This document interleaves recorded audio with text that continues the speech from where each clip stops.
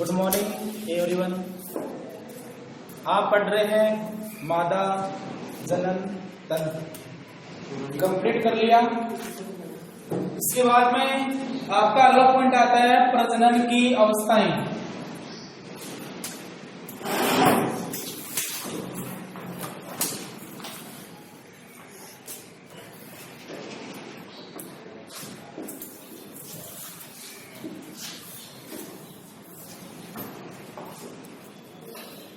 प्रजनन की अवस्थाएं।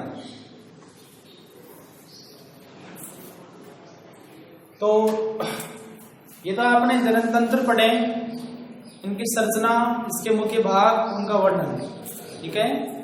अब देखो प्रजनन जनन का कार्य होता है, उसमें कौन कौन से ऐसे प्रोसेस हैं, ठीक है, वो पढ़ेंगे। तो मनुष्य में प्रजनन की निम्न अवस्थाएं पाई जाती है।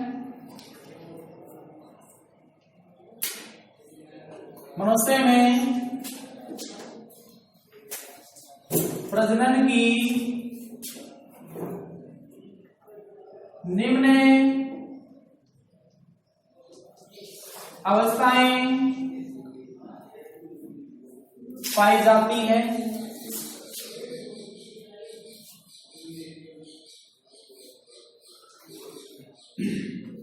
एक नंबर युग्मक जनन।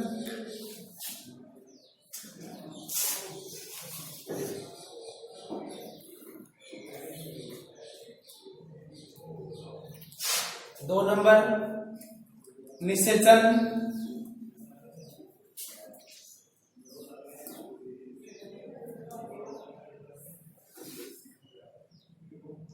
तीन नंबर विदलन।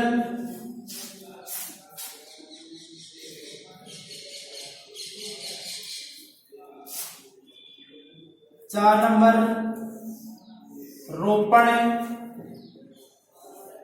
और 5 नंबर प्रसव, ठीक है।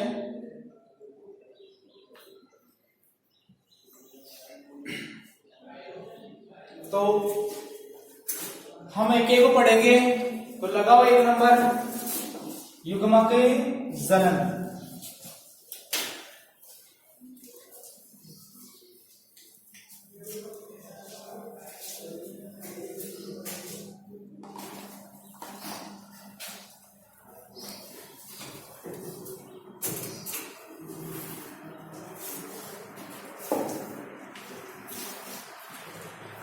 युग्मक जनन, गैमेटोजेनेसिस।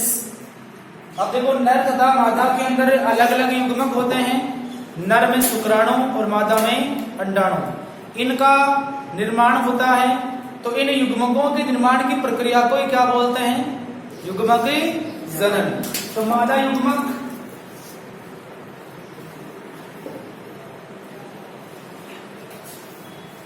अंडाणु तथा नर युग्मक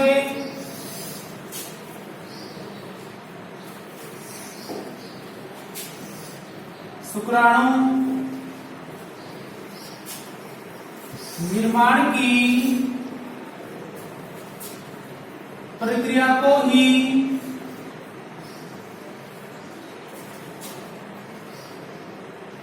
युग्मक जनन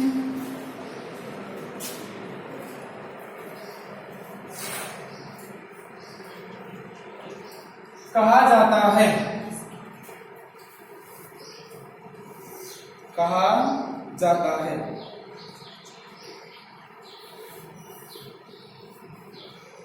ठीक है।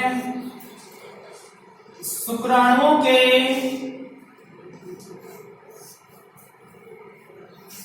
निर्माण की प्रक्रिया को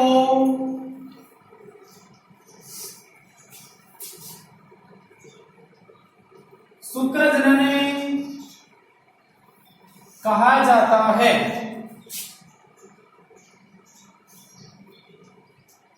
ठीक है।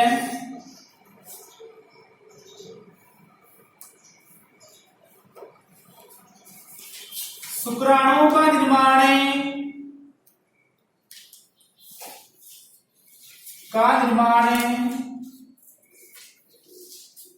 वर्षण में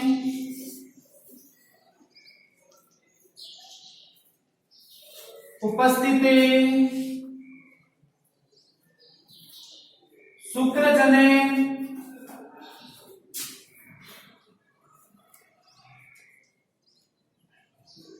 कोशिकाओं में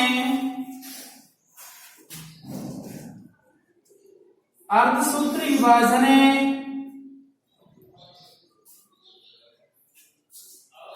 के फलस्वरूप होता है। ओके, शुक्राणुओं के निर्माण की प्रक्रिया को क्या बोलते हैं? शुक्रजनन। शुक्राणु का निर्माण करने वाली कोशिकाएं शुक्रजन कोशिकाएं, स्पर्मेटोजेनेसिस। तो कैसे होता है? अर्धसूत्री विभाजन के फलस्वरूप। ओके, इसके अलावा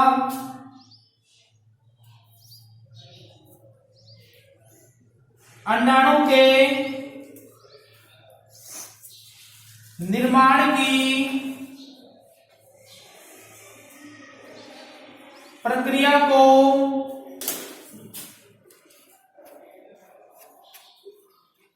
अंडजनन कहा जाता है। अंडजनन कहा जाता है।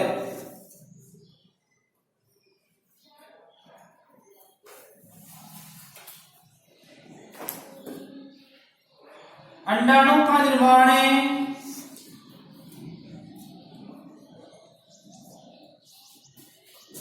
अंडाशय में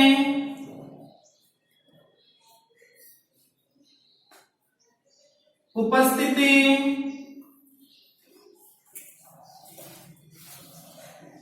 हुगोनिया या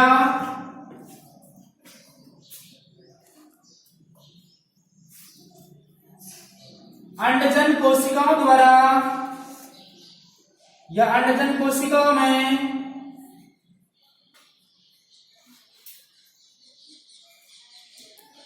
अर्धसूत्री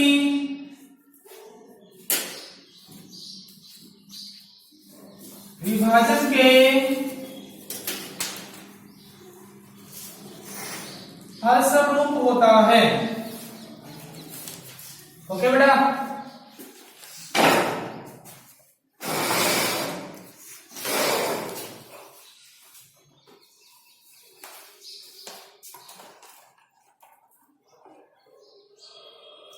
ये जो शुक्राणु और अंडाणु होते हैं, ये दोनों बेटा कैसे होते हैं?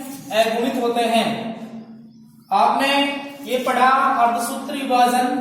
तो इस प्रकार का कोशिका विभाजन जिसके फलस्वरूप बनने वाली पुत्री कोशिका में गुणसूत्रों की संख्या मात्र कोशिकाओं के गुणसूत्रों की संख्या के आधी रह जाती है, इसलिए इसको क्या बोलते हैं? अर्धसूत्री विभाजन कहा जाता है। दोनों ही कैसे होते हैं? अगुणित। जहां पर बेटा युग्मकों की बात होना, वहां पर युग्मक कैसे होते हैं बताओ? अगुणित होते हैं। उनमें गुणसूत्रों की जो संख्या है वो मात्र कोशिका से क्या होती है? आधी होती है। जैसे मनुष्य में गुणसूत्रों की संख्या 46 पाई जाती है, तो इनके युग्मकों में कितनी होगी? 23।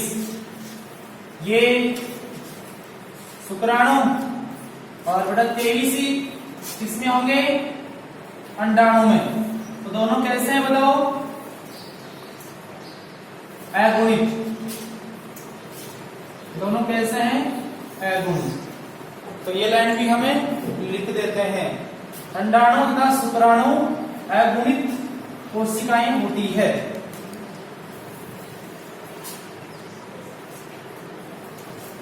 अंडाणु तथा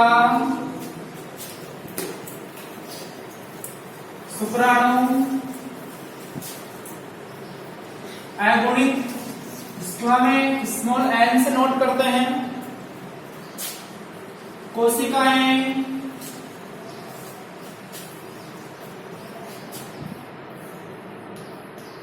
होती है।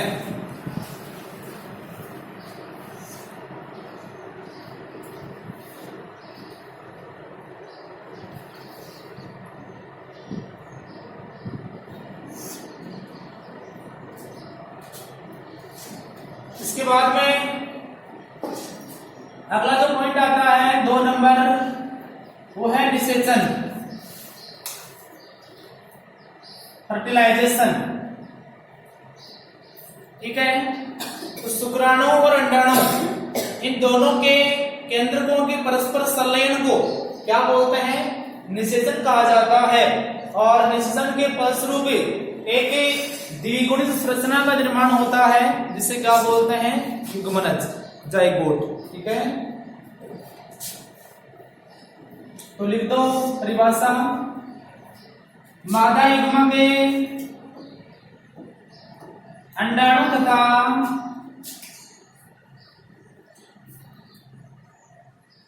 नर युग्म के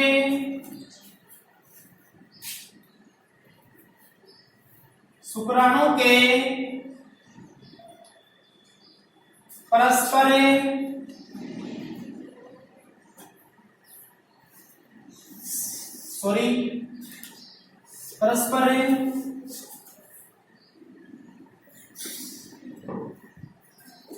के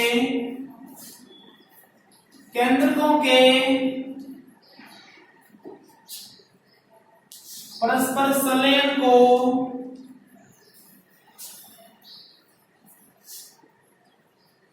निषेचन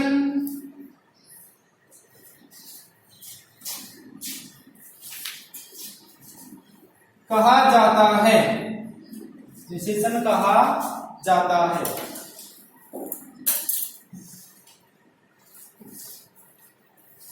ओके,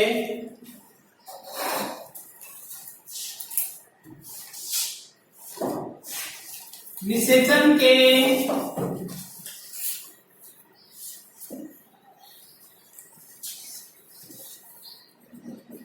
फलस्वरूप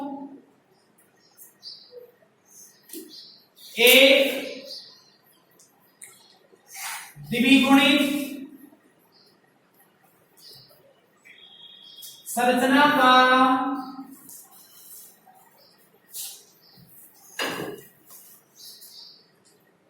निर्माण होता है,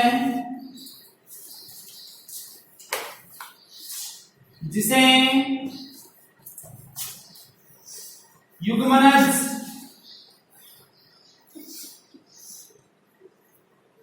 जाइगोट कहते हैं। जाइगोट कहते हैं।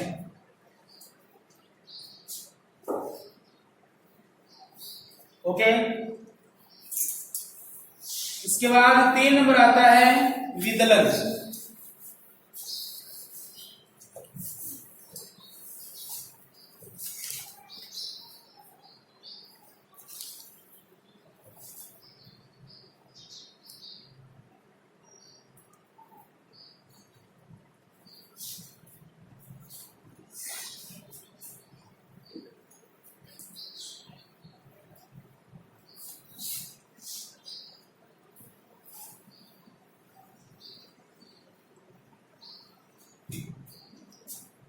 ठीक है बेटा, अब देख लो बेटा, इधर ना, ये मादा जननतंत्र। ठीक है, यहां अंडाणु होते हैं। ठीक है, ये अंडाशय से एक विशिष्ट मासिक अवधि के बाद एक अंडाशय से एक अंडाणु निकलता है। नर के द्वारा शुक्राणुओं को छोड़ा जाता है, शुक्राणु गति करते हैं और अंडाणु के साथ मिल जाते हैं। यहाँ पर किसका निर्माण हुआ बताओ? युग्मनज का। ठीक है, अब यह जो युग्मनज है, इस युग्मनज के अंदर अनेक समसूत्री विभाजन होते हैं। इससे पहला हुआ तो कितनी कोशिकाएं बनी बताओ? 2 कोशिकाएं बनी। दूसरा हुआ कितनी कोशिकाएं बन गई? 4 कोशिकाएं बन गई। ठीक है, इन चारों कोशिकाओं में समसूत्री विभाजन होता है। कितनी कोशिकाएं बनती है? 8 कोशिकाएं बनती है। इस प्रकार से जो युग्मनज है, इस युग्मनज में होने वाले समसूत्री विभाजनों को ही क्या बोलते हैं? विदलन बोलते हैं, क्लीवेज कहा जाता है। तो 3 नंबर लिखें, विदलन।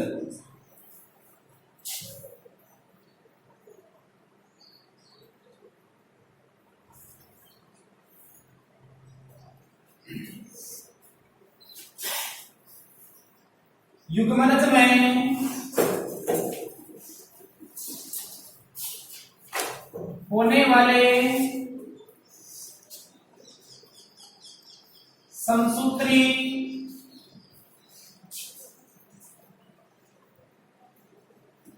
विभाजनों को विदलन कहा जाता है। विदलन कहा जाता है।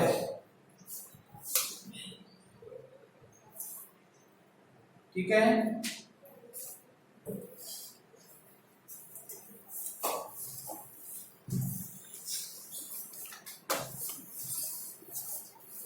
विदलन के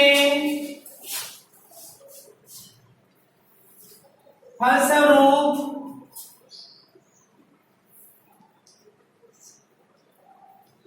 ब्लास्टुला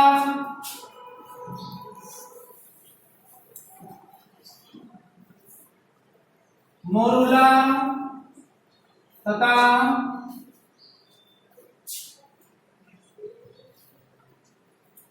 गेस्टुला अवस्था का निर्माण होता है। ओके।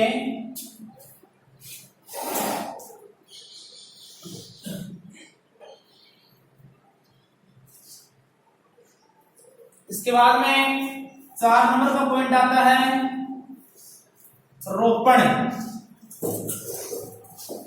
इम्प्लांटेशन।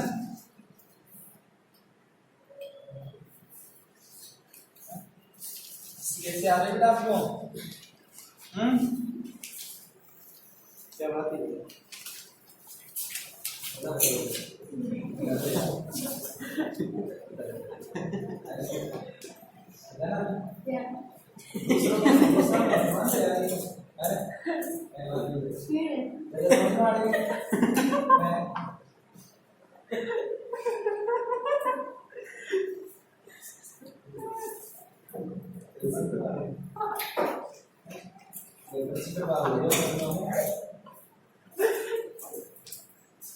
चलो देखो,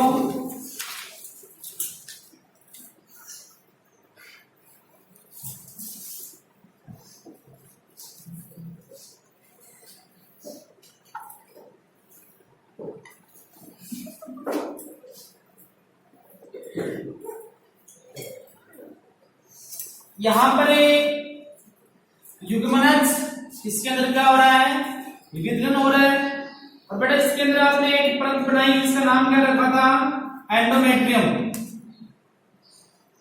तो ब्लास्टुला, गेस्टुला और मोरुला, ये अवस्थाएं बनती है। ये बेटा भ्रूणीय अवस्थाएं होती है। ये क्या होती है? भ्रूणीय अवस्थाएं, अर्थात भ्रूण का परिवर्तन होता है। तो भ्रूण है वो क्या होता है? इस गर्भाशय की एंडोमेट्रियम परत के अंदर आकर चिपक जाता है या धंस जाता है। तो इस क्रिया को बोलते हैं क्या? अंतरोपण। क्या बोलते हैं? अंतरोपण, इम्प्लांटेशन या रोपण। ठीक है। तो लिख दो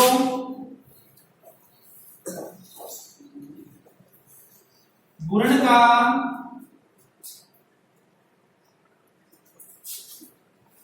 गर्भाशय की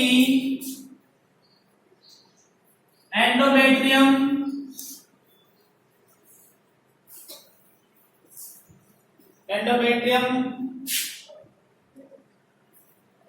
परत से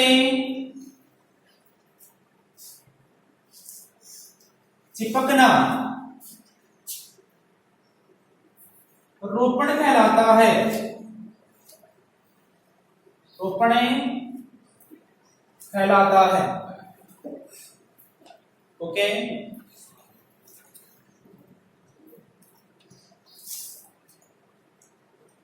इसके बाद में लास्ट 5 नंबर प्रसव, इसका आप डिलीवरी बोलते हो। जैसे ना, जिसके फलस्वरूप गर्भस्थ शिशु का निर्माण होता है, सॉरी जन्म होता है।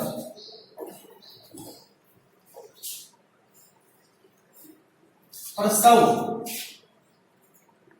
ये 5 नंबर का पॉइंट है।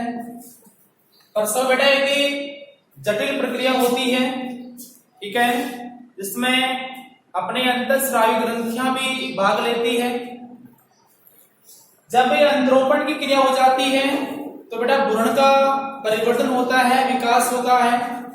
इससे भ्रूण विकास के फलस्वरूप भ्रूण की जो शरीर की वो पूरे की क्या होती है, वृद्धि होती है।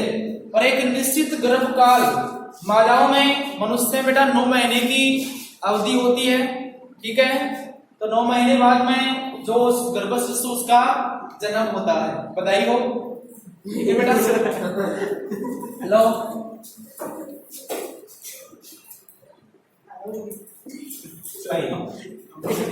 रोपणे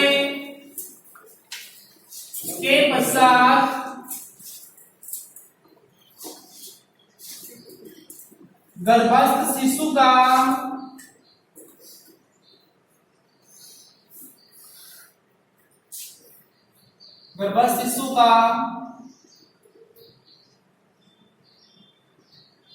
परिवर्तन होता है।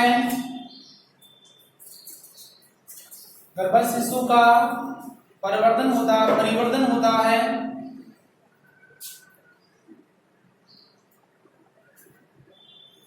गर्भस्थ शिशु तथा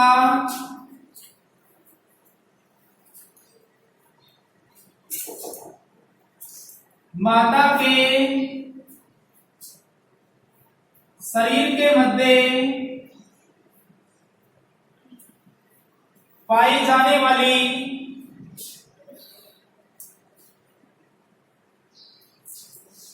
संवहनीय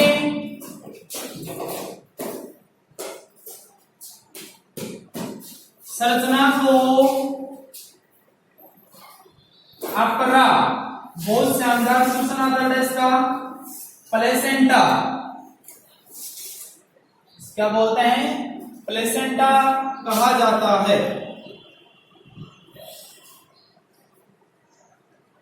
प्लेसेंटा कहा जाता है।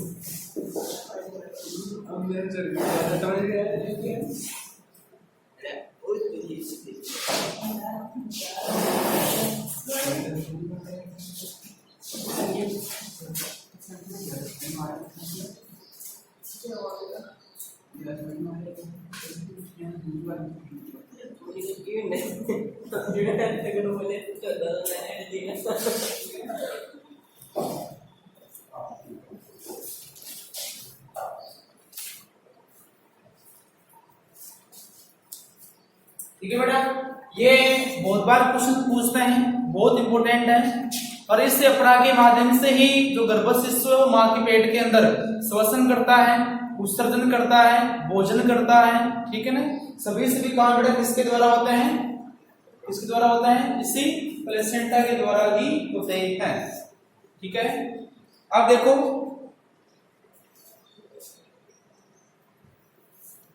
गर्भस्थ शिशु का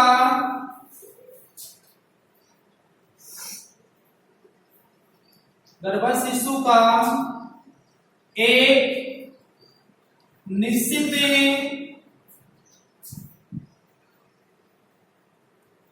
अवधि के पश्चात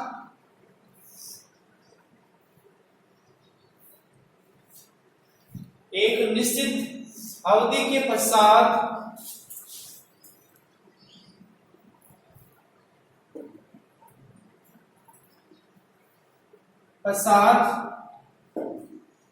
जन्म होना प्रसव कहलाता है।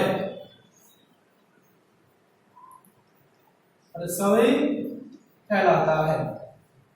ठीक है।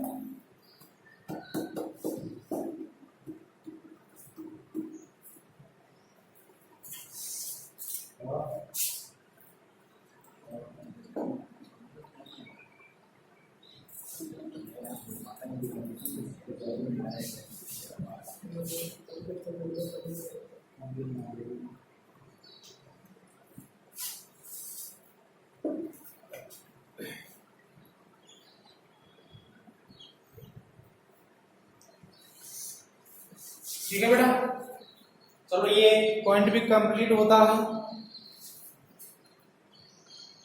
ठीक है, और क्लास भी कंप्लीट होती है, बाकी बाद में पढ़ेंगे।